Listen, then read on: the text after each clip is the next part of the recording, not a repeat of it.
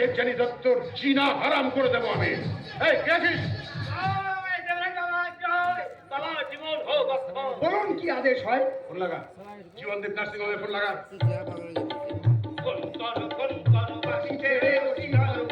হাসি হসি এসবের মানে কি? মানে আছে মনে মনে রাখা আছে। কি মনে মনে রাখা আছে?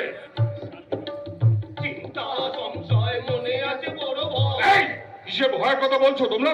খেয়ালে রেখে আসল কথা বলো। তাড়াতাড়ি বলো, না হয় কিন্তু ফোন হবে কথা হবে তারপরে বোঝা যাবে। আশ্চর্য, আমার সামনে দাঁড়িয়ে তোরা কীর্তন গাইছিস, তোদের ভয় করছে না?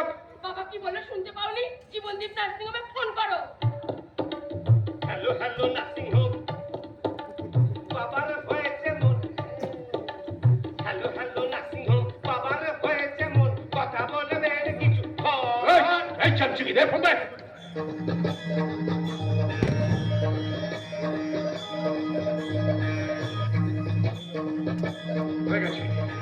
হয়ে গেছে সব বন্দোবস্ত পাকা হয়ে গেছে।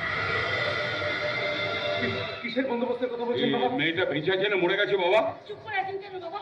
তীব্র বিষক্রিয়া সত্ত্বেও এখনো সে মারা যায়নি, বেঁচে আছে।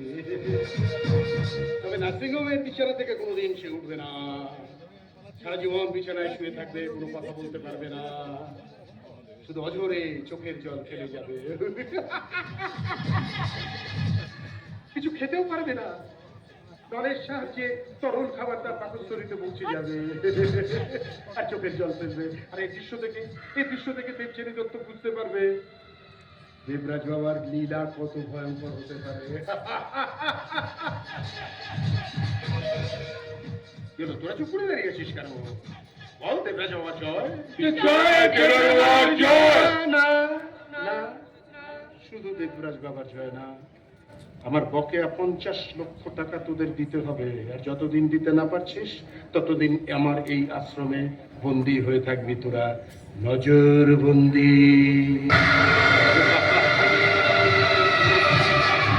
ওম শান্তি, ওম শান্তি, ওম শান্তি।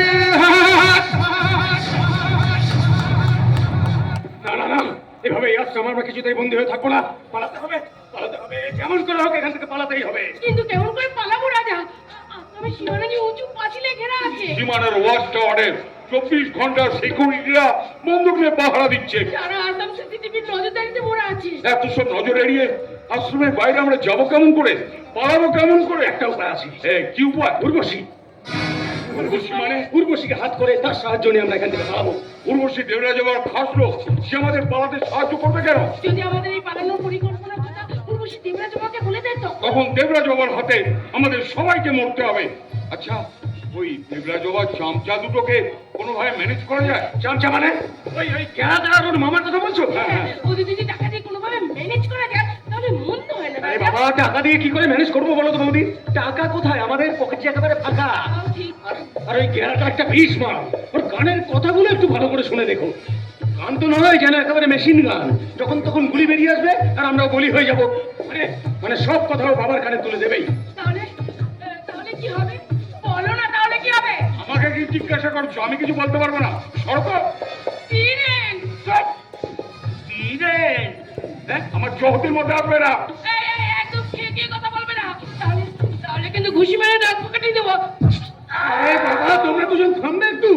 দেখছো আমাদের এখন তখন অবস্থা, একেবারে পর্যন্ত না উঠে